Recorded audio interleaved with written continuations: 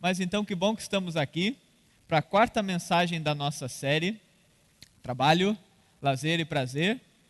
E a mensagem de hoje tem como tema a importância do trabalho em equipe. Eu quero abrir a mensagem dessa noite trazendo uma pesquisa muito interessante, uma reflexão muito interessante para vocês. Essa questão do trabalho em equipe, eu recebi muito material de gente da igreja essa semana. Alguns eu tive que usar, outros eu tive que cortar, mas obrigado por todos aqueles que mandaram a sua contribuição. Eu queria compartilhar com vocês um pouco de um estudo realizado. O Estudo de Desenvolvimento de Harvard realizou um estudo, no mínimo, incrível. Eles reuniram 724 homens e acompanharam a vida desses homens durante 75 anos. Esse diretor da pesquisa, Robert Waldinger, ele é o quarto diretor dessa pesquisa, porque uns começaram acompanhando então, ainda adolescentes, esses garotos lá nos Estados Unidos, esses 728 garotos, e na fase adulta, e muitos morreram, mas então houve uma sequência incrível na pesquisa, e desses homens, desses 724 que inicialmente foram acompanhados, apenas uns 60 se encontram vivos, ainda hoje com mais de 90 anos de idade. E eles então nessa pesquisa, eles foram rigorosos em alguns critérios de tentar ir a fundo para entender o que se passava na vida dessas pessoas. Eles acompanharam exames de sangue desses homens, eles acompanharam o escaneamento do cérebro desses homens, das consultas que eles faziam, eles tinham câmeras para acompanhar os diálogos que esses homens tinham em casa, de diversas maneiras então eles fizeram esse acompanhamento. E é interessante que dentre as perguntas respondidas, esse vídeo tem disponível na internet, se você procurar, é um vídeo de 12 minutos daquela série de palestras do TED, que traz diversas palestras com diversos temas, e o pesquisador então, depois dessa exaustiva pesquisa, ele faz a seguinte pergunta, tentando achar resposta, analisando a vida desses homens que foram acompanhados durante a sua vida inteira. E a pergunta que ele fazia é a seguinte: o que realmente nos deixa felizes, o que nos torna saudáveis? Onde está o segredo? Em uma frase ele diz assim: se posso tirar uma mensagem desse estudo, é que bons relacionamentos nos mantêm felizes e saudáveis. Ponto final. A conclusão, ao pesquisar a vida de diversas pessoas, é que o fim delas tem a ver com a experiência de vida e as pessoas que estavam ao seu redor. O chegar ao fim tem a ver com o quanto as pessoas tinham pessoas à sua volta. E não apenas pessoas, mas pessoas que traziam saúde para a sua alma, alegria para a sua vida, felicidade para o seu coração. Uma coisa que é interessante dessa pesquisa é que eles ainda concluem com 3 lições para nós. A primeira delas: conexões sociais são muito boas para nós. A solidão mata. Uma primeira conclusão: desses 724 homens, o que fez diferença não foi a profissão que seguiram, o salário que conquistaram, aonde estavam. Foram os bons relacionamentos, e um primeiro destaque é: homens e mulheres que tinham relacionamentos viveram mais tempo. Os solitários adoeceram antes, os solitários morreram mais cedo. Uma segunda lição da pesquisa é: não importa o número de amigos que temos, mas sim a qualidade dos relacionamentos da nossa vida é que realmente importa. Uma segunda conclusão que a pesquisa chegou é que não importa se você tem 10 amigos, 50 amigos ou 3 amigos. O que faz a diferença é se esses amigos te fazem bem. Você consegue dizer nessa noite que você tem amizades que te fazem bem? Pessoas que a presença dela acrescentam qualidade na tua vida? Pessoas que a presença dela te ajuda a superar os obstáculos?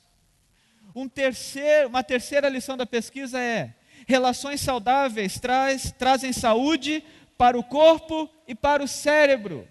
Acompanhando a vida desses homens, eles chegaram a uma conclusão: pessoas com relacionamentos conflituosos morrem mais cedo, adoecem mais, sofrem mais. Pessoas com relacionamentos harmoniosos vivem mais tempo. Tem mais alegria quando chegam no final. Tem mais saúde. Nós olhando para o nosso tema trabalho em equipe, nós precisamos entender, nessa nossa série de trabalho, que nós somos seres relacionais, vivemos rodeados de relacionamento, rodeados de pessoas, é na família, é no trabalho, é na sociedade. E essa pesquisa, ela foi a fundo de pesquisar, ano após ano, ouvindo essas pessoas e percebendo, aqueles que têm bons relacionamentos familiares, têm bons relacionamentos no seu trabalho e têm bons relacionamentos na sociedade, vivem mais felizes, mais saudáveis, vão mais longe. Pessoas sozinhas, pessoas em conflito, pessoas com relacionamentos doentios, acabam mais cedo e mais infelizes. É uma pesquisa chocante para começarmos a falar do tema, mas é algo que não dá para fugir. Ao acompanhar a vida de tantas pessoas, podia estar a minha e a tua história lá. E a pergunta a olhar para mim e para a tua história seria: o que encontrariam? Relacionamentos saudáveis, relacionamentos felizes ou pessoas tristes? O que encontrariam ao saber de mim e de você? Pessoas que estão conseguindo de fato viver bem ou pessoas que ao final da vida vão acabar mais cedo, mais tristes, mais vazias, porque tiveram relacionamentos que fizeram muito mal ou que evitaram relacionamentos e viveram sozinhos? É interessante a gente olhar, e você já deve ter buscado algumas pessoas no trabalho que você vive em conflito. Você já deve ter trazido à memória algumas pessoas na igreja que você tem dificuldade. Pode ser que você tenha trazido pessoas na tua família, que de certa forma você se pergunta: como eu faço para que de fato haja saúde? Como eu faço para não viver sozinho? Como eu faço para, em meio a tantos desafios, viver relacionamentos saudáveis que vão me fazer bem? É interessante olharmos para isso, e hoje o texto bíblico é um texto bem diferente que eu quero ler com vocês. É o texto de Romanos, capítulo 16, do versículo 1 até o 16. Uma lista muito interessante, com nomes muito exóticos, mas uma lista que nos mostra como para Paulo realizar seu ministério era importante que ele tinha pessoas. Era importante o trabalho em equipe. Era importante para ele saber que ele não estava sozinho, mas que tinha pessoas ao seu redor que lhe traziam saúde, que lhe traziam vida, que lhe faziam bem, que lhe ajudavam a superar os obstáculos da vida. Paulo não andou sozinho.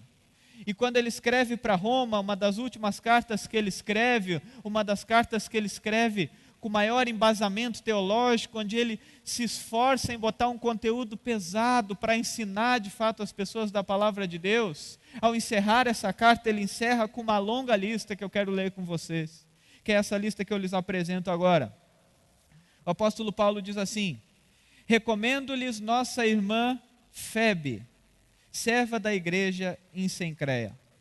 Peço que a recebam no Senhor de maneira digna dos santos, e lhe prestem a ajuda que venha a necessitar, pois tem sido de grande auxílio para muita gente, inclusive para mim.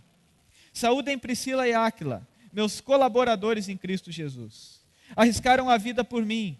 Sou grato a eles, não apenas eu, mas todas as igrejas dos gentios. Saúdem também a igreja que se reúne na casa deles. Saúdem meu amado irmão Epêneto, que foi o primeiro convertido a Cristo na província da Ásia. Saúdem Maria, que trabalhou arduamente por vocês. Saúdem Andrônico e Júnias, meus parentes, que estiveram na prisão comigo. São notáveis entre os apóstolos e estavam em Cristo antes de mim. Saúdem Ampliato, meu amado irmão no Senhor. Saúdem Urbano, nosso cooperador em Cristo, e meu amado irmão Estaques. Saúdem Apeles, aprovado em Cristo. Saúdem os que pertencem à casa de Aristóbulo. Saúdem Herodião, meu parente. Saúdem os da casa de Narciso, que estão no Senhor. Saúdem Trifena e Trifosa. Nome estranho, né? Mulheres que trabalham arduamente no Senhor. Saúdem a amada Pérside, outra que trabalhou amadamente no Senhor. Saúdem Rufo, eleito no Senhor, e a mãe de Rufo, que tem sido mãe também para mim. Saúdem Asíncrito, Flegonte, Hermes, Pátobras, Hermas e os irmãos que estão com ele. Saúdem Filólogo, Júlia, Nereu e sua irmã, e também Olimpas e todos os santos que estão com eles. Saúdem uns aos outros com beijo santo. Todas as igrejas de Cristo enviam-lhe saudações. Uma longa lista, com diversos nomes, que Paulo não queria esquecer, porque Paulo sabia que quem ele era dependia das pessoas que estavam com ele. Paulo sabia que ele chegou onde chegou, que ele superou o que superou, pelas pessoas que foram mão amiga, que foram abraço acolhedor, que foram cuidado na vida dele.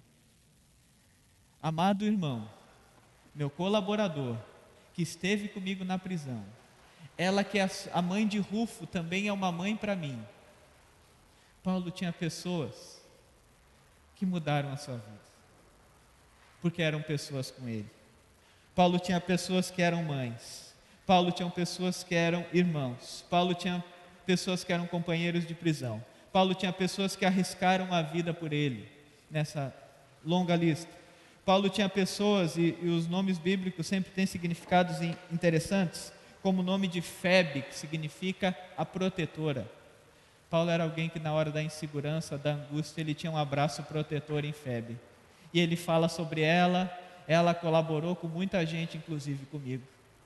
A longa lista de Paulo nos mostra o quanto nós precisamos de pessoas e o quanto nós precisamos ser pessoas. A longa lista de Paulo nos mostra que no reino de Deus nós podemos experimentar algo bonito, de ver que as pessoas ligadas em Cristo são ligadas umas nas outras. Que as pessoas que andam junto em Cristo se tornam pessoas umas para as outras e convidam a andar junto.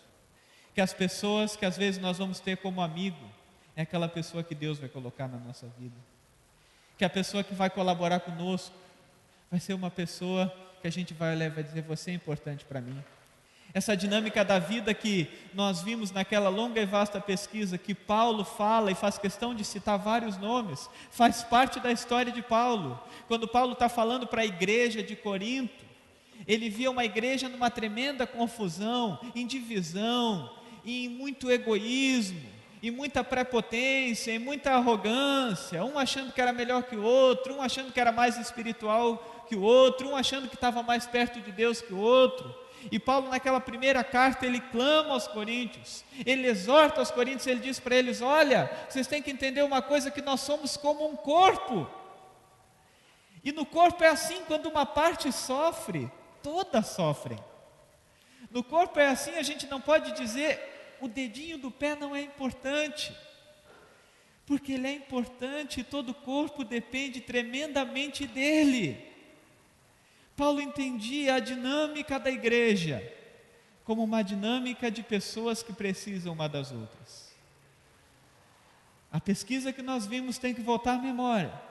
Pessoas que têm relacionamentos saudáveis, são felizes e têm saúdes não somente na felicidade que expressam, mas no seu próprio físico.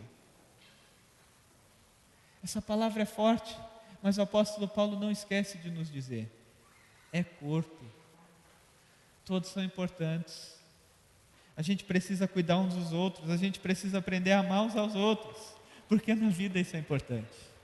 É interessante que Paulo é insistente nesse discurso, e uma chave, e algo que é muito interessante é o que ele diz em Romanos capítulo 12, versículo 15, se você tem a sua Bíblia e quiser dar uma olhadinha, Romanos capítulo 12, versículo 15, ele está ensinando essa igreja de Roma, um pouquinho antes de falar isso aqui, alegrai-vos com os que se alegram, e chorai com os que choram. A igreja é essa dinâmica da vida, de aprender a chorar o choro do outro. O trabalho em equipe, a vida em equipe, a vida com pessoas nos permite isso, chorar o choro dos outros, e se alegrar com a alegria de outros. É interessante que esses tempos eu vendo um vídeo, e o autor do vídeo dizia o seguinte, você quer ver quem são seus amigos de verdade? Não vá chorar com eles, porque para chorar a gente chora bem.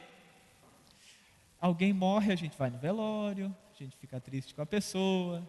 Se tem uma doença, todo mundo manda no WhatsApp a mãozinha da oração, vamos orar por você, pode contar com a minha oração, e fulano melhorou, e fulano como é que está, precisa de um remédio, a gente ajuda a comprar. Na doença, na tristeza, as pessoas choram junto. Ele diz, você quer ver os seus amigos de verdade? Chega na frente dele e diz assim, cara, você sabe que a gente tem o mesmo cargo na empresa, eu fui promovido. E o meu salário agora está maior. E a gente tem um carro parecido também, eu vendi e comprei um zero, que é 20 mil a mais. E o meu casamento está uma maravilha. E olha, eu vou te dizer, no momento eu não preciso de nada, porque eu sou um cara completo. Estou em destaque na empresa e estou muito bem. O autor diz assim, olha bem no olho do teu amigo. Se ele sorri, ele é teu amigo de verdade. Porque normalmente a pessoa vai olhar e vai dizer assim, que bom, muito bom. Às vezes a gente se constrange em compartilhar alegrias, porque nós temos uma dificuldade tremenda em ser amigo na hora da alegria. É triste quando a gente consegue uma conquista e tem que esconder com medo do que os outros vão pensar. É um grave sinal de que nós não somos amigos. É um grave sinal de que nós não temos pessoas que de fato estão ao nosso lado. É um grave sinal que deve nos ensinar mais uma vez a olhar para a vida, para essa dinâmica da vida e entender que nessa união, no celebrar as vitórias, no chorar o choro, no erguer a mão e no dizer eu estou contigo, ali que nós vamos ser verdadeiros, ali que nós vamos ser amigos de verdade, ali que nós vamos entender a importância da equipe. Olhando ainda para o livro que tem sido base dos nossos temas, tem um capítulo dedicado, e quase todas as lições das formigas são essas, que elas aprendem, elas funcionam num sistema, que elas já entendem o que é trabalho quando nascem, já entendem o que é equipe quando nascem, e falando sobre isso, que é tão natural para as formigas, o autor vai dizer assim, o autor do livro, a desunião prejudica todas as instâncias da vida. Quem age assim se esquece que são os esforços conjuntos que conduzem às grandes vitórias. Ele vai dizer que grande erro a gente pensar que quando a gente não é amigo, que quando a gente no trabalho tenta prejudicar os outros, que quando a gente pensa que vai conquistar sozinho, que ali vai estar a nossa vitória. Os grandes méritos da vida são conquistados com a força de outros, que nos ajudam a superar obstáculos. Seguindo adiante aqui, o controle parou aqui. Foi. Eu quero conversar um pouco com vocês ainda nessa série, que a gente prometeu para vocês que ia gastar um tempo falando sobre esse tema, um tema que está em alta, um tema que está na moda, um tema que você que está no mercado de trabalho já ouviu falar, e um tema que a gente fala muito pouco na igreja. O William já tinha sugerido da gente fazer um retiro sobre isso, alguma coisa assim, né? A gente já tinha conversado que a gente percebe muito na igreja como a gente tem dificuldade em de fato entender que a gente precisa dos outros e de aceitar os outros do jeito que eles são e de ser um amigo e um irmão para os outros na forma deles. A gente sempre quer os outros da nossa maneira, do nosso jeito, fazendo as nossas coisas. E olhando para isso, a gente leva para o trabalho, a gente leva para a vida e vive numa dinâmica muito difícil, que é a dinâmica de diferentes gerações. E o que são gerações? São pessoas que têm mais ou menos a mesma faixa etária e que viveram num período que o mundo tinha algumas características e a partir das características daquele mundo, elas formaram o seu comportamento, o seu jeito de agir, o seu jeito de pensar e o seu jeito de entender. E é pela primeira vez na história da humanidade que nós temos 5 gerações em atividade. Por quê? Primeiro porque as gerações antigamente, há muito tempo atrás, mudavam de 40 em 40 anos, que o ritmo do mundo mudava num ritmo bem mais devagar. Agora o mundo muda de mais ou menos em 15 anos já tem uma geração totalmente diferente no jeito de agir, no jeito de pensar, no jeito que encara as coisas. Então por isso, se nós vamos olhar hoje, nós temos pela primeira vez 5 gerações diferentes vivendo e convivendo, e se a gente às vezes tenta só dizer, esses jovens de hoje em dia não dá mais, a gente vai acabar quebrando a cara porque a gente não vai entender que eles têm alguns valores que para nós não são nada. Se os mais jovens olham para os mais velhos e dizem, puxa vida, vô não sabe mais das coisas, esse jovem vai quebrar a cara porque ele vai estar perdendo uma grande possibilidade de entender a dinâmica da vida. E se nós olhamos, por que nós temos 5 gerações? Porque antigamente, não muito tempo atrás, uma pessoa de 40, 50 anos já era chamada de... Hã? Coroa. Coroa. Hoje, esses tempos eu vi num vídeo que uma senhora disse com 90 anos de idade: eu estou me sentindo tão velha.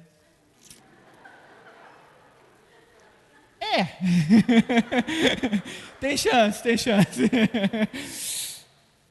Mas é por quê? Porque hoje a pessoa, às vezes, com 90 anos de idade, está na academia, está em atividade, coisa que a gente não imaginava alguns anos atrás. Eu lembro da minha avó, que com 60 anos era vovozinha pra caramba. Agora a minha mãe já tem 66 e a minha mãe diz: filha, eu vi que tu botou uma foto no Face. Mãe, botei uma foto no Face. Compartilhei, ela compartilha tudo. Compartilhou, tá bom. Mas então nós temos 5 gerações, eu quero tentar falar um pouquinho para a gente entender essas gerações. Primeira geração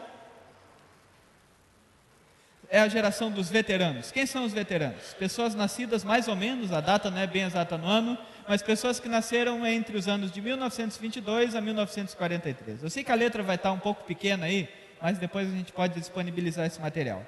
Algumas características dessas pessoas: elas experimentaram então a Segunda Guerra Mundial, tinham uma liderança autoritária, ou seja, todos os líderes, seja pai, seja patrão, seja professor, eram extremamente respeitados, não eram questionados, simplesmente pela sua função recebiam respeito. Essas pessoas tinham formalidade nas suas relações, nunca que iam chegar para um mais antigo e dizer: e aí velho, e aí coroa. Eram relações de tremendo respeito nas diferentes esferas da vida. Eram pessoas que valorizavam a hierarquia, admiravam e valorizavam a hierarquia, um pensamento lógico, tinham como valores família, lealdade e moralidade, e seu estilo conservador. Ou seja, é a geração que nós ainda vemos, que ainda tem nessa faixa etária uma boa saúde, que já lembram das suas histórias e lembram de um mundo que sempre foi assim. Por quê? Porque o mundo que eles viveram era exatamente o mesmo mundo do seu pai, que era exatamente o mesmo mundo do seu avô, que era exatamente o mesmo mundo do seu bisavô, onde ele já sabia que se o avô foi marceneiro e o pai foi marceneiro, ele já podia pegar madeira, porque seria sua profissão. Um mundo onde as coisas eram lógicas, óbvias e muito parecidas. A roupa era parecida. A música da rádio era a mesma para todo mundo. E só havia um rádio na casa. Pessoas que foram criadas dessa maneira e desenvolveram seus valores assim. Até que vieram seus filhos, depois desse período da guerra, e eles são chamados de baby boomers. Por que baby boomers? Porque foi o tempo da explosão de bebês. Acabou a guerra, as pessoas voltam para reconstruir a sociedade, e a primeira coisa para reconstruir a sociedade é botar gente nessa sociedade. Então explode de bebês, começam de novo a construir famílias, e são as pessoas nascidas mais ou menos entre 1943 e 1960. Então filhos do pós-guerra, e o seu objetivo então era agora reconstruir a sociedade, aonde estão ter um crescimento financeiro, ter um crescimento social. Esse era o seu objetivo, firmar estacas e crescer. Firmar estacas e crescer. E daí o que acontece? Tem renda mais consolidada, são pessoas que aprendem a lidar com a renda, que aprendem a guardar, que economizam, elas sabem lidar bem com isso. Na maioria dos casos, é óbvio que isso não é absoluto, mas são pessoas com essas características. Pessoas que trabalham em busca da ascensão na carreira. Elas começam lavando o chão da empresa, depois elas começam ligando o ventilador da empresa, depois elas se tornam carteiro da empresa, e assim elas vão contando a história de como começaram dentro de uma empresa e subiram de cargos até chegar ao topo.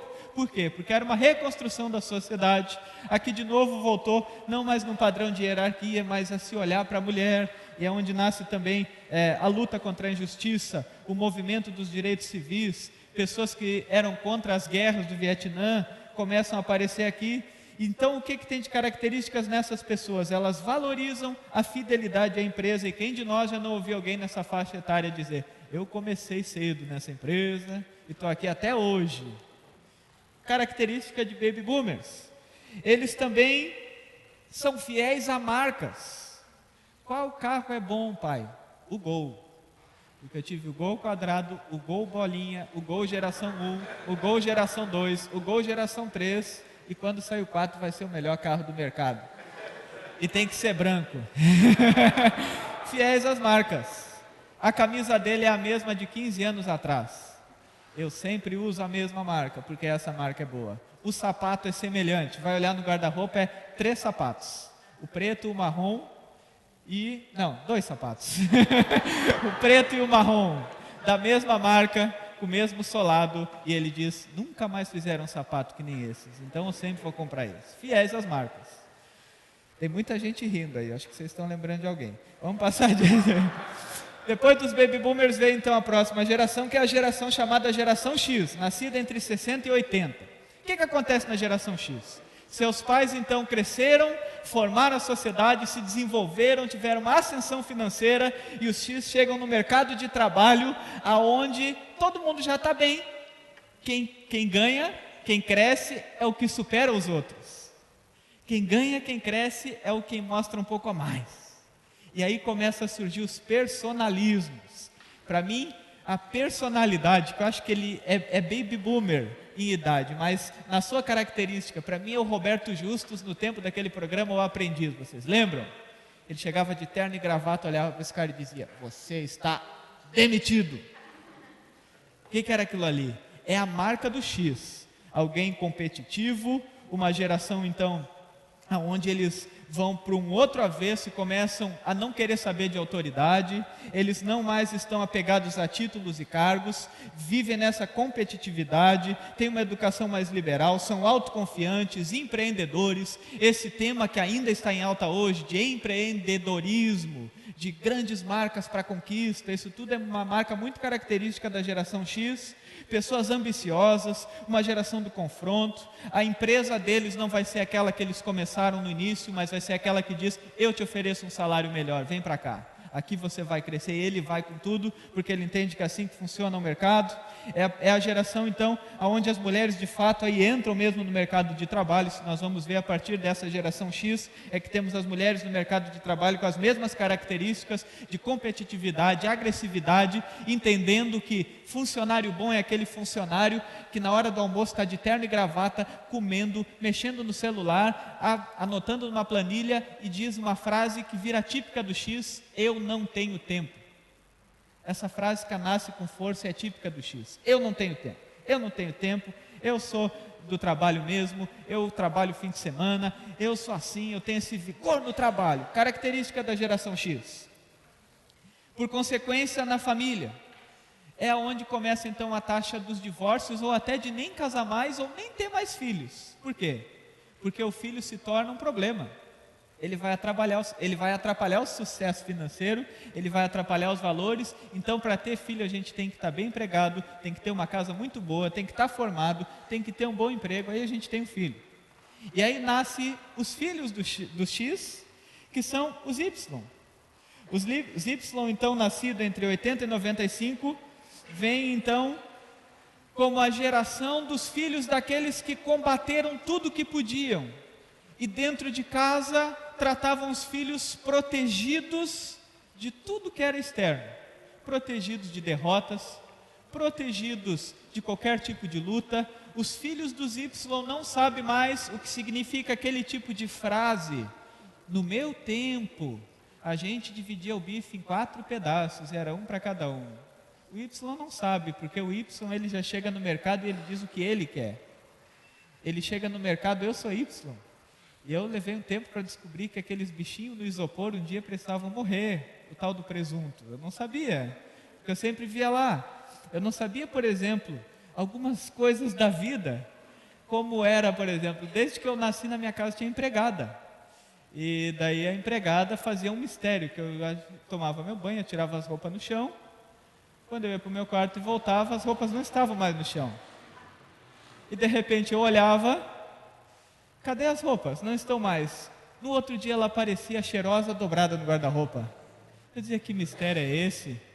Esse é um mistério que eu não consigo entender. Quando eu fui para a República, estragou o robô.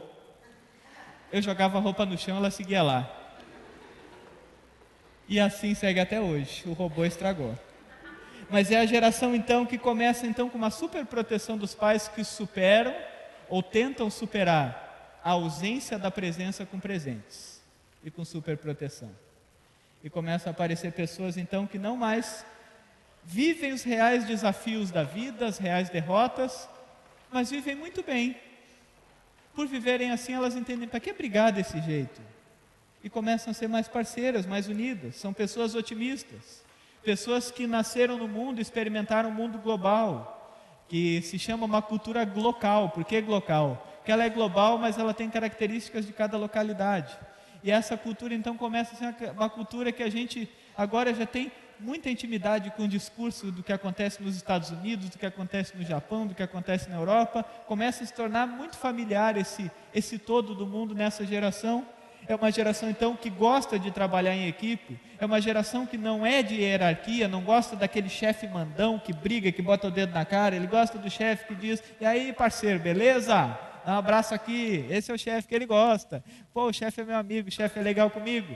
Eles já são mais abertos à diversidade, apesar de não serem nativos da tecnologia, eles já dominam as tecnologias, já têm bem mais habilidade com a tecnologia, são multifuncionais, eles olham TV, eles estão na internet, eles mexem no celular, escutam música e leem um livro ao mesmo tempo. Eles fazem isso.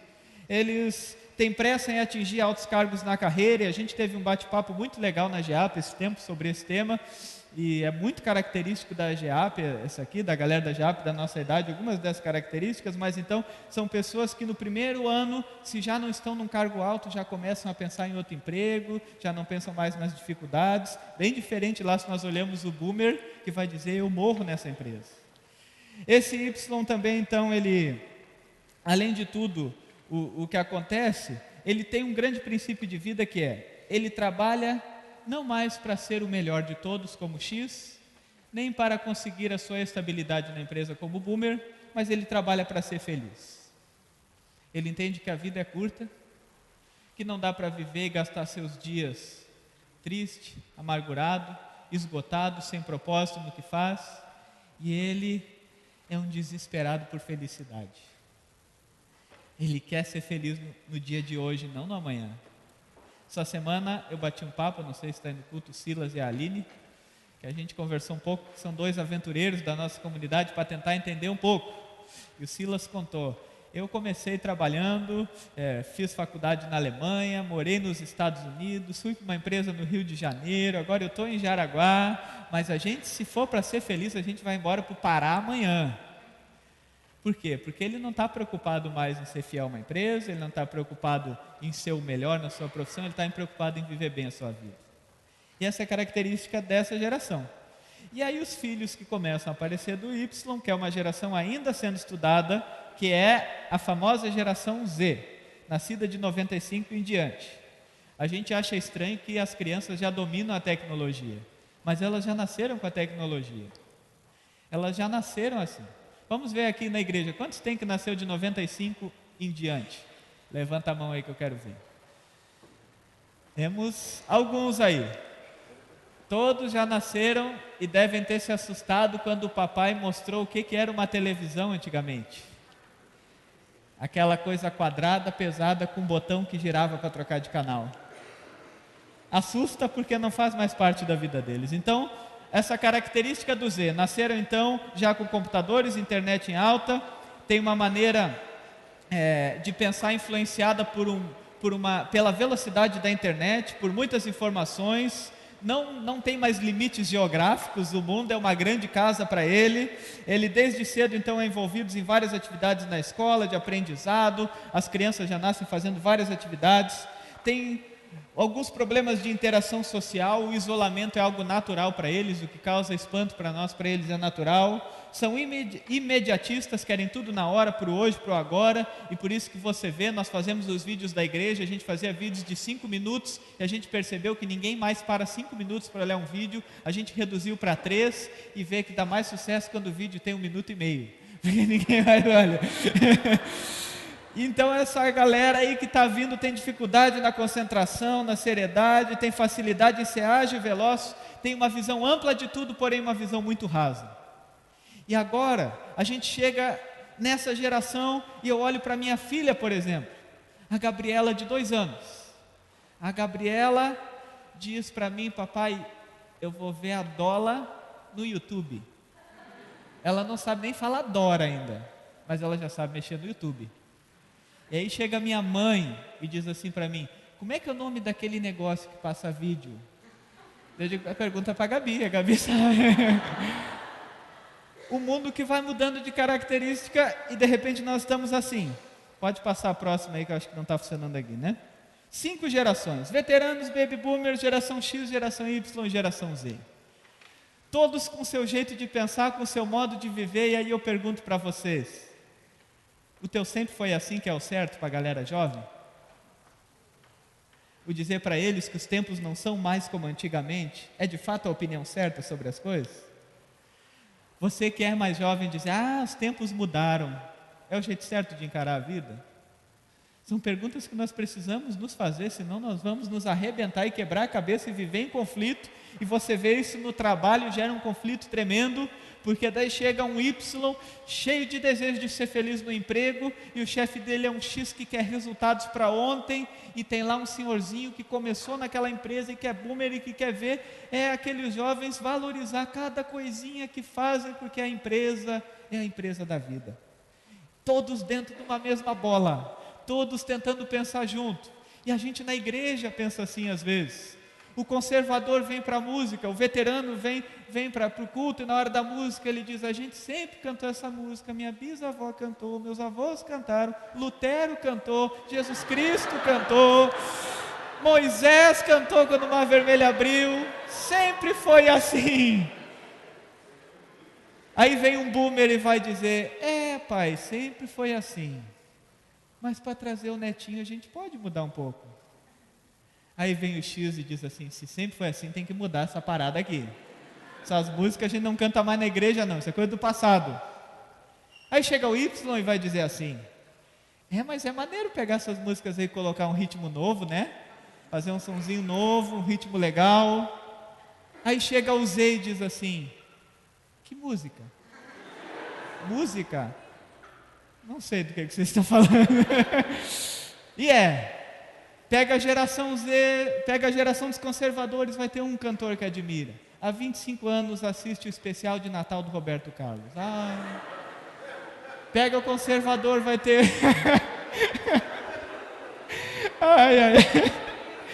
Teve uma risada meio alta aqui do meu lado, que eu nem vou dizer nada.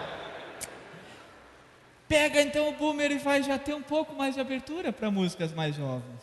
Aí você pega um X, o X veio bem naquela geração, tinha sua banda de rock favorita, né? Marcado por aquilo. Pega o Y, já é um pouco mais amplo, e agora tenta pegar as músicas de um Z. Você vai ver que tem de tudo que você imagina. Você diz: qual que você prefere? Essas? Não tem, é diferente. E dentro de tudo isso entra um desafio para nós: como nós aprendemos então a conviver numa sociedade tão diversa? Olhando para o que nós já vimos ali, a vida, ela é feliz com pessoas que nos fazem bem, e esse convívio bom nos traz saúde, nos traz mais tempo de vida, nos traz felicidade. Como você vai conviver bem em meio a tudo isso? Eu ainda trouxe algumas imagens, antes de falar mais sobre isso, eu trouxe algumas imagens da empresa considerada a melhor empresa para se trabalhar no mundo, que é a Google. Aí está o escritório do Google. Pode passar. Aí está a mesa de trabalho, pouco diferente da de alguns de vocês, eu imagino. Aí está também uma outra peça que tem um videogame lá, que durante o trabalho eles podem brincar. Pode passar? Esses são os dois donos do Google, Larry Page e Sergey Brin, os dois com 43 anos de idade. Pode passar a próxima imagem. Essa então é o Facebook, não sei se você já tinha visto, é como é a empresa Facebook, que também é numa casa, não é num prédio nem nada, é numa casa, e tem toda essa diversidade aí. Pode passar. E esse é o senhor, dono da empresa, com 32 anos de idade, um dos homens mais ricos do mundo. E nós chegamos a um outro desafio da história. Pela primeira vez, quem tem a ferramenta do negócio são os jovens. Há pouco tempo atrás, quem tinha o corte certo para a roupa, quem tinha a semente certa para produzir, quem sabia o segredo de tudo, eram os de mais idade. Hoje em dia, quem sabe a coisa certa às vezes vai ser um jovem. E a pergunta é: como nós fazemos em meio a tudo isso? Pode passar o slide? Eu quero olhar com vocês um exemplo bíblico que para mim é de muito ensino para nós. Êxodo, capítulo 17, do 8 ao 16. Eu não vou ler, mas você pode acompanhar. Conta a história de uma batalha do povo de Deus, onde Moisés já tinha uma certa idade e diante dele estava o jovem que ia substituí-lo como líder do povo de Deus. E o jovem que ia substituir Moisés era o jovem Josué, que nós tratamos numa série esse ano aqui na igreja. Josué estava na batalha e de uma forma impressionante. Quando Moisés erguia as mãos e abençoava a luta de Josué, Josué ganhava. Quando Moisés baixava as mãos, Josué começava a perder. O exército começava a perder e Josué então levantava novamente as mãos. Moisés levantava novamente as mãos e abençoava a luta de Josué. Até que a Bíblia vai nos dizer que Ur e Arão, dois homens mais velhos que Moisés, sustentam os braços de Moisés. Moisés abençoa Josué e Josué luta, e assim o povo de Deus ganha. A pergunta que eu tenho para você é: quem é mais importante aqui? O que sustenta a mão? O que abençoa? Ou o que luta? Quem é o mais importante? Todos são importantes. Sem o que abençoa não haveria força para a luta. Sem o que luta não haveria o que abençoar. E sem alguém para sustentar as mãos não haveria nada disso. Nós devemos olhar para as pessoas e começar a tentar entendê-las melhor. Construir uma igreja que não é uma igreja só para jovens, que é uma igreja para todos. Viver no trabalho olhando para aqueles que vêm de uma geração diferente, que pensam diferente de nós, e dizer: eu quero te entender porque você é importante para mim. Eu quero te entender porque eu preciso de você. Nós aqui na Pedro temos 3 gerações de pastores. Eu acho incrível isso. 3 gerações. A gente brinca bastante com isso, a gente se dá muito bem. E é legal, porque o William é boomer. X, ele está ali no X com características de boomer. Não, é boomer, né, Kátia? A Kátia entregou. O William é boomer. O Daniel é X. Pensa, confronto, Daniel, tem alguma ligação? E eu sou Y. Legal a gente numa reunião do sínodo, ou numa reunião de presbitério. O Daniel está brigando pelos documentos, o William está falando: vamos orar por isso, e eu estou mexendo no celular.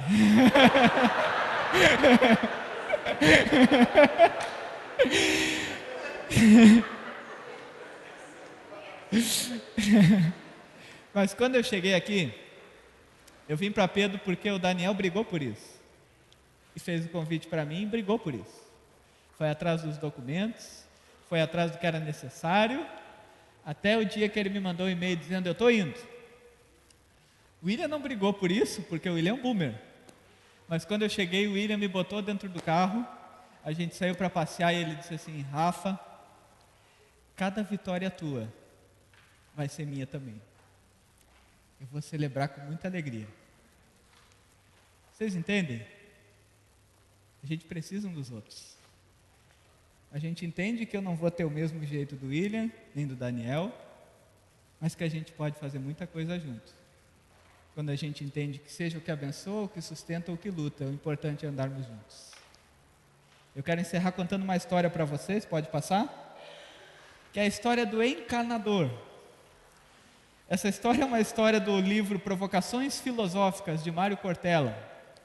E ele diz o seguinte, a história diz o seguinte: conta-se que em uma imensa fábrica nos Estados Unidos, funcionando o tempo todo por 24 horas ininterruptas, plena de mecanismos sofisticados, máquinas avançadas e equipamentos hidráulicos de última geração, ocorreu uma pane desconhecida. Tudo parou. E de pronto, sem qualquer aviso, todo o sistema ficou paralisado. E cada minuto que se perdia ali com a empresa paralisada era precioso, porque essa perda causava danos financeiros, dólares iam embora. Foi chamado então a engenharia de manutenção e o suporte técnico, especialistas em toda a estrutura da empresa, e nada conseguiram fazer. Veio relatórios informatizados para ver se havia uma solução para aquela empresa, para aquele problema, e não conseguiram achar nada.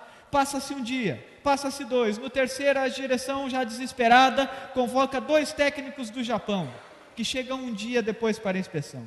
Nisso desistiram e já no 6º dia, tarde da noite, uma semana de derrotas, uma semana perdendo dinheiro, sem achar o problema que tinha parado aquela mega estrutura, eles lembram no último sinal de desespero, no final dessa rua, existe um velho encanador, que trabalha há 50 anos nessa cidade. Chamam então o encanador, e lá vem o encanador, com a sua maletinha de ferro já desgastada, e vai caminhando silencioso por toda a fábrica. De repente ele para perto da área central da fábrica, abaixa, encosta o ouvido no chão, tira da maleta o martelo de borracha, faz um movimento com o martelo de borracha e bate no chão. Assim que ele bate no chão, a empresa volta a funcionar novamente. Os equipamentos voltam a funcionar. Todos celebram, todos fazem festa, todos dizem: que legal que você conseguiu fazer. O gerente financeiro vem então e diz: quanto custou o seu serviço? O encanador diz: $1.000. Ele diz: que absurdo. $1.000 por uma martelada de borracha? Como eu vou explicar isso no departamento financeiro? Coloca então, descreve o teu trabalho para eu entregar a nota fiscal. O velho encanador então descreveu: martelada de borracha, $1. Saber o lugar aonde dar a martelada, $999. Que nessa noite você possa lembrar, seja que nesse momento Deus te chama para ser um muro, para sustentar a gente que está cansada. Faça esse papel. Pare de querer lutar por ele. Sustente. Deus te chama para abençoar alguém. Faça o teu papel de abençoar. Não queira ser o que luta se nesse momento Deus te colocou numa outra função. Abençoa a vida dos teus filhos. Abençoa a vida daqueles que estão à frente de algum trabalho. Alegre-se com a alegria dos outros. E se você nesse momento está lutando, lembre-se o quanto é importante ter alguém que sabe o lugar da martelada. Alguém que vai saber te dizer o que você precisa para esse momento. Alguém que vai te ajudar a viver bem e viver feliz. Precisamos uns dos outros. E que Deus nos ajude a viver isso a cada dia. Amém.